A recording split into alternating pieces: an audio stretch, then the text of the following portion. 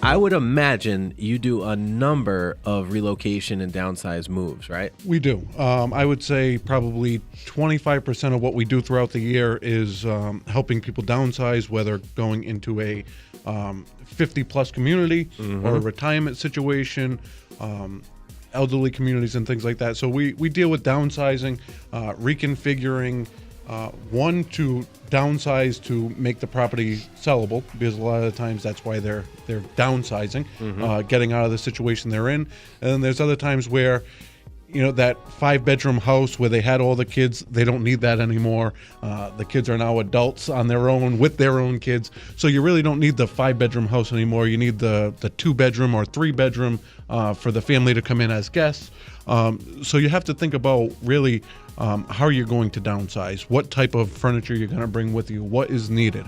Do you want to keep the antique heirlooms that have been passed down and use those in a guest room?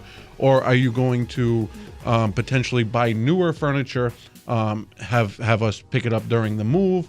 Are you going to have that stuff delivered to the new location? So there's a lot of moving parts during a move, never mind on the downsize. Depending on where they're going, if they're going into a retirement community, on that side of it, we have project managers that can go in, help them measure, help them understand what can or cannot fit.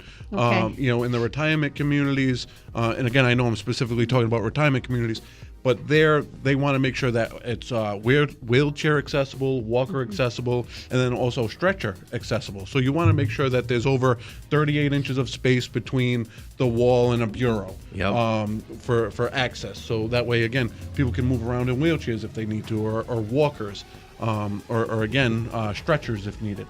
So on the senior side, we do that. On the residential side, we try to help out as much as possible. A lot of the times what happens is the customer is unaware that we provide that service. So on move day, we have the 10 pounds of stuff in the truck going into a 5-pound space. What do you find is the main concern people have when you come in? Yep. Is it, I've got too much stuff, I don't know what to do, will this all fit?